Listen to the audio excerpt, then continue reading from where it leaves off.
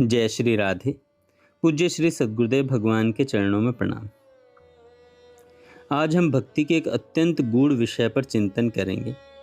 वह है निष्काम भक्ति, अर्थात ऐसी भक्ति जिसमें कोई सांसारिक इच्छा न हो, केवल भगवान की प्रसन्नता ही उद्देश्य हो। संत भगवान कहते हैं कि एक भक्त थे, उन्होंने जीवन भर राम नाम का जप किया।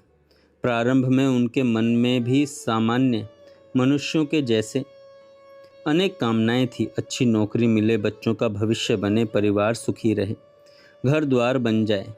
भगवान की कृपा से उनकी सभी इच्छाएं पूर्ण होती चली गईं। लेकिन एक समय ऐसा आया जब सत्संग का प्रभाव उनके जीवन में उतरा। धीरे धीरे उनकी कामनाएं समाप्त होने लगी। वे कहते थे, पहले मैं राम नाम अपनी इच्छाओं की पूर्ति के लिए करता था, लेकिन पिछले 20 वर्षों से मैंने केवल भगवान श्री राम की प्रसन्नता के लिए राम नाम जपा है। और अंत समय में वे पूर्ण संतोष और आनंद के साथ राम राम कहते हुए भगवान के धाम को चले गए। साधकों, यही है राम नाम की वास्तविक महिमा। राम नाम केवल शब्द नहीं है, राम नाम आत्मा को भगवान से जोड़ने वाला सेतु है। लेकिन जब हम नाम जप को केवल इच्छाओं की पूर्ति का साधन बना देते हैं, तब उसका सर्वोच्च फल नहीं मिल पाता। अयोध्या के एक महान संत श्री राम रगड़े बाबा कहा करते थे, हमारा एक एक राम नाम सीधे श्री राम के चरणों में पहुंचता है। वह ईंट पत्थर धन दौलत और प्रतिष्ठा में बदलने के लिए नहीं है। उनके पास एक धनी व्यक्ति आया और बोला, बाबा, मैं आपके लिए विशाल आश्रम, मंदिर और भूमि की व्यवस्था कर दूं। बाबा ने उसकी बात सुनी और फिर डंडा उठाकर उसके पीछे दौड़ पड़े। जब वह भयभीत होकर रुका तो बाबा बोले, हम जो राम नाम लेते हैं वह केवल श्री राम की प्रसन्नता के लिए है। उसे संसार की वस्तुओं में बदलने का विचार मत करो। उसे संसार की वस्तुओं में बदलने का विचार मत करो। साधकों, यह बात बहुत गहरी है। भगवान अविनाशी हैं और संसार विनाशी है।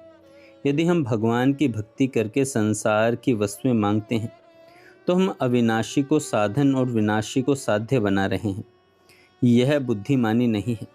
संतों ने कहा है, जो मांगे सो कछु नहीं पावे, बिन मांगे हरि देता है।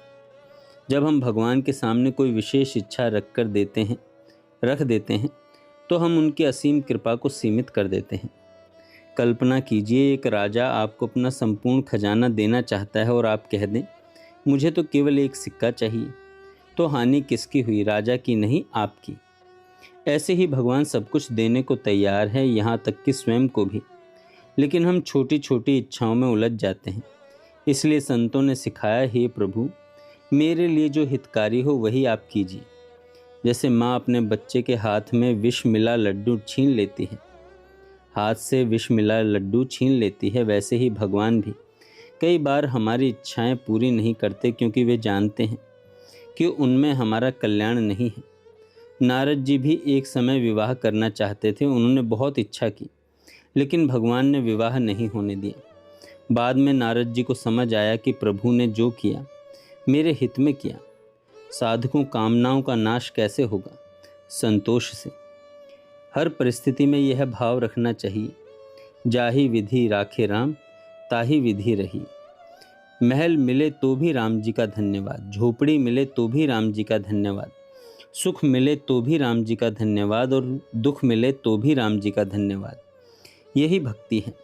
लेकिन एक सावधानी भी आवश्यक है। बहुत लोगों की भक्ति कुछ दिनों की होती है। सत्संग सुनकर उत्साह आता है, तिलक लगाते हैं, माला लेते हैं, संकल्प करते हैं, फिर परिवार, मित्र और समाज की बातें सुनकर धीरे धीरे सब छूट जाता है। ऐसी भक्ति स्थायी नहीं होती। हमें ऐसी भक्ति चाहिए जो प्रतिक्षण बढ़ती रहे। ऐसा प्रेम चाहिए जो परिस्थिति से न बदले। ऐसा नाम जप चाहिए जो जीवन के अंतिम क्षण तक चलता रहे। जब मन में कामनाएं समाप्त होती हैं, तब भगवान का प्रेम प्रकट होने लगता है। तब साधक संसार में रहते हुए भी संसार से ऊपर उठ जाता है। तब उसे हर परिस्थिति में भगवान की कृपा दिखाई देती है, और अंततः वही निष्काम भक्ति साधक को भगवान के चरणों तक पहुंचा देती है। आइए हम सब मिलकर प्रार्थना करें, हे प्रभु, हमें संसार की वस्तुओं से अधिक आपकी प्रसन्नता प्रिय हो। हमें निष्काम भक्ति प्रदान करें। हमारा प्रत्येक राम नाम केवल आपके प्रेम के लिए हो। हमारी कामनाओं का नाश करके हमें अपने चरणों का अनुराग प्रदान करें। जय श्री राधे।